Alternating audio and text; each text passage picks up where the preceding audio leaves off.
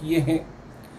जहाँ तक आपका सवाल है कि परवेज़ खटक साहब जो हैं, परवेज़ खटक साहब जो हैं वो अपनी जो इनकी मुलाकात हुई है और रुदात तो डॉक्टर साहब बयान करेंगे, लेकिन परवेज़ खटक को जो है पाकिस्तान तहरीक इंसाफ को तोड़ने के लिए एक मुतबादल के तौर पे मुतारफ़ कराया गया।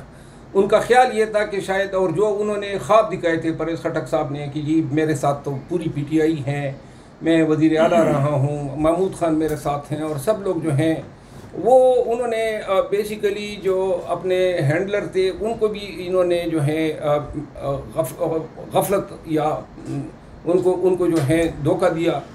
अब उनकी हालत सब आपके सामने आ गई है। इन्होंने दावा किया था कि 57 मेंबरान असेंबली जो हैं, जिसमें 6 MNAs थे और 21 MPs जो थे, इन्होंने दावा किया था कि ये 57 उन्होंने दावा किया था। मौके पर 27 लोग इसके साथ फिजिकली मौजूद थे, जिनमें एक डॉक्टर साहब भी थे।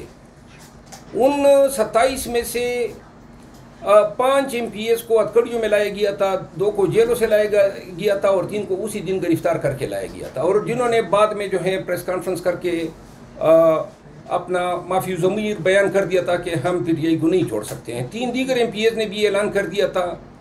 डॉक्टर साहब ने आपके सामने ऐलान कर दिया है। बकाया जो रह गए हैं 19 में से 3 जो हैं रिजर्व ख़वातीन नशिस्तों पे 3 ख़वातीन थी जिनका लाया जाना, क्योंकि वो इलेक्टेबल्स ही नहीं है। फिर वो कोहिस्तान से MPs को 3 MPs को लाए थे। कोहिस्तान में तरीक़ाकार ये हैं कि वहाँ टास्क के ज़रिए वो इलेक्ट करते हैं। हर साल जब भी इलेक्शन आते हैं तो जिसका टास्क निकल आता है वो मेंबर असेंबली बन जाता है। तो लिहाजा उनका अगर टास्क निकलेगा तो कोई परवेज़ खटक के काम आएंगे। ये 3 और 3 6 ये माइनस कर दें, 2 MPs जो बाद में उन्होंने कहा, तो अब उनके पास गिनती के रह गए कोई 7-8 लोग। 7-8 लोग भी, इनमें से भी बहुत से लोग पाकिस्तान तहरीक इंसाफ से रजू कर रहे हैं और मुझे कभी यकीन है कि इंशाअल्लाह 1 हफ्ते के बाद ये पार्टी जो है वो परवेज़ खटक पर ही मुश्तमिल होगी। जी जनाब। ऐसा भी बताइएगा कि आपने परवेज़ खटक साहब ने जो प्रेस कॉन्फ्रेंस की, जो लोगों के हमरा उसको काफ़ी दिन हो गए, आखिर ऐसा क्या वजह है कि आपको आज मीडिया पे आए? इससे पहले इतना अर्सा आप क्यों नहीं मीडिया पे आए? क्या वजह थी कि आप मीडिया से गायब रहे और आज इतने दिनों बाद आके आप अपना मौक़िफ़ दे रहे हैं? तकरीबन इसके 12 दिन हो गए। कैमरा भी देखिए, सॉरी, तकरीबन इसके 12 दिन हो गए। बीच में मैं पार्टी के साथ राब्तों में कोशिश कर रहा था और राब्तों में था भी, लेकिन जो की पर्सन्स हैं वो, जैसे कि आपको पता है, सबके कॉन्टैक्ट्स बंद हैं, तो ज़रा मुश्किलात थी। और वकील साहब के साथ मैं पिछले 4-5 दिनों से कांटेक्ट में हूँ और ऐसी कोई ख़ास इसमें वजह नहीं थी। और क्योंकि वहाँ पे भी हमने एक किस्म का जो आजकल का माहौल चल रहा है, एक किस्म का टाइम डॉज करना है कि आगे क्या होने वाला है किसी को नहीं पता। तो इसमें ऐसी कोई बात नहीं है। मैं ऑलरेडी जो मेरे सीनियर्स हैं उन सबको मैं बता चुका था कि आई एम पहले भी PTI का हूँ, अभी भी हूँ, इंशाल्लाह हमेशा रहूँगा। जी। आपको नामालूम अफराद की जान से पकड़ा गया आप कहते हैं, तो फिर उन्होंने किस शर्त पे आपको छोड़ा? दूसरा आपने कहा कि आप जब हशादी हाल में इंटरव्यू तो आपके मोबाइल छीन लिए जी जी। तो मोबाइल तो जब आपको पकड़ा था तब उन्होंने छीने? जी, उस वक्त भी छीने थे। फिर बाद में हमें जो 2 दिन रख के छोड़ा इस बात पे था कि आप परवेज़ खटक से जाके मिल लें। तो मैंने कहा कि इसमें मैं किसी किस्म का प्रेस कॉन्फ्रेंस नहीं करूँगा, किसी किस्म की मैं PTI के ख़िलाफ़ बयानियाँ नहीं दूँगा। उन्होंने कहा कि ऐसा हमें कुछ नहीं चाहिए, आप सिर्फ जाके परवेज़ खटक के साथ मिल लें। मैंने कहा मिलने में तो कोई हर्ज नहीं है, इसमें तो कोई ऐसा बड़ा गुनाह नहीं है। फिर मैंने जाके, उन्होंने फिर मेरी टाइम अपॉइंटमेंट ली। 2 दिन बाद जाके मैं उनसे मिला।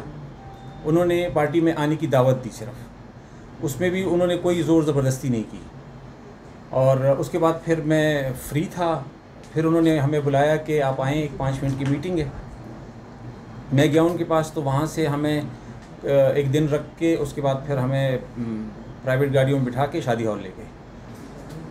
आप कह रहे हैं कि आपको जब गिरफ्तार किया गया उसके बाद आपकी रिहाई के बाद आपकी कोई बाज़ाब्ता इमरान खान से 1-to-1 मुलाकात हुई है या दीगर जो इस सारे टाइम में 1 हफ़्ता हुआ था। 1 हफ़्ते में इमरान खान साहब से हमारी कोई मुलाकात नहीं हुई, और क्योंकि उनकी तरफ से कोई ऐसा ख़ास प्रेशर नहीं था। प्रेशर तो हम पिछले 2-3 महीनों से 4 महीनों से बर्दाश्त कर रहे हैं, हर किस्म का कारोबारी और फ़ोन वगैरह, अननोन फ़ोन नंबर्स, और घरों पे छापे। 6 अयाम कबल जब इन्होंने मुझसे रजू किया तो मैंने उसी वक्त PTI के चेयरमैन के नोटिस में ये ले आया और खान साहब इन तमाम डेवलपमेंट पे अब्रेस्ट हैं, उनको सब चीज़ों का इल्म है। मुलाकात नहीं हुई इनकी? नहीं, लेकिन बात हो चुकी है इस मामले पे, पार्टी का मौक़िफ़ बड़ा क्लियर है। अच्छा, ये बताइएगा कि खैबर पख्तूनख्वा में बल्दियाती इंतखाबात भी जारी हैं और वहाँ पे हम देख रहे हैं कि अब कुछ रैलियाँ भी हो रही हैं, तो क्या अब वो प्रेशर आप कह रहे हैं अभी भी खैबर पख्तूनख्वा में बरकरार है, तो क्या बल्दियाती इंतखाबात के अंदर PTI को मुकम्मल आज़ादी है वहाँ पे इलेक्शन कैंपेन करने की, या अभी मुश्किलात हैं? देखिए, प्रैक्टिकली पाकिस्तान तहरीक इंसाफ जो है पाकिस्तान भर में कहीं पर नहीं निकल सकती है। इसका बाहर वर्कर का या झंडा लेकर बाहर निकलना, कोई फंक्शन करना, कहीं मिल बैठना, कोई पार्टी की तकरीब करना, ये बिल्कुल हराम है इस हकूमत की तरफ से। तो लिहाजा बल्दियाती इंतखाबात में पाकिस्तान तहरीक इंसाफ के जितने उम्मीदवार हैं वो कैंपेन करने के काबिल ही उनको नहीं छोड़ा गया है। जो भी बाहर निकलते हैं उनको गिरफ्तार कर लेते हैं। ये गिरफ्तारियों का सिलसिला ये बदस्तूर जारी है। तो लिहाजा यही हम देख रहे हैं कि अगर जनरल इलेक्शन में भी यही पॉलिसी रही तो ये बड़ा सवालिया निशान होगा कि ये जो इलेक्शन हैं ये किस तरह इनको फेयर कहा जा सकेगा। बल्दियाती इंतखाबात आपके सामने हैं, आप अपने कुलीग जो KP में मौजूद हैं उनसे आप कंफर्म कर सकते हैं। प्रैक्टिकली बाहर निकलना बड़ा मुश्किल कर दिया है हुकूमत वक्त ने पाकिस्तान तहरीक इंसाफ के वर्कर्स को अपनी सियासी कार्रवाइयाँ जारी रखने, अपने कैंपेन जारी रखने।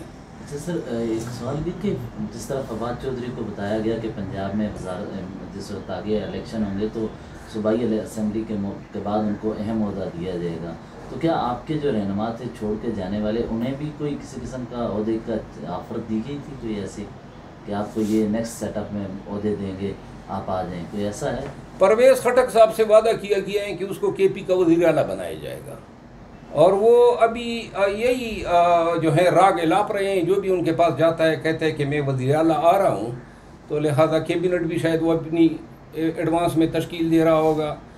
इस तरह के लोग हैं, पार्टीज तो बना दिए हैं, अब इलेक्टेबल्स और वर्कर्स उनको दरकार हैं। ये इन्होंने ख्वाब तो सबको दिखाए हैं। आपको पता लग गया होगा कि क्या प्रायोरिटीज़ थी। तरीन ग्रुप, फिर खटक ग्रुप, फिर इसके बाद पीपल पार्टी, फिर नून, ये ऑर्डर ऑफ प्रेफरेंस था कि यूँ ये बंटवारा करके इन हिस्सों में तकसीम करना है। तो लास्ट में इमरान खान के केसेस के हवाले से बता दें, कौन कौन से केसेस में वो आ रहे हैं और क्या क्या लगे हैं, अभी अपडेट उसकी क्या है? जी, इमरान खान के केसेस के हवाले से मैं आप सबके साथ ये शेयर कर दूं कि लीगल टीम का इस सिलसिले में आपस में इजलास हुआ।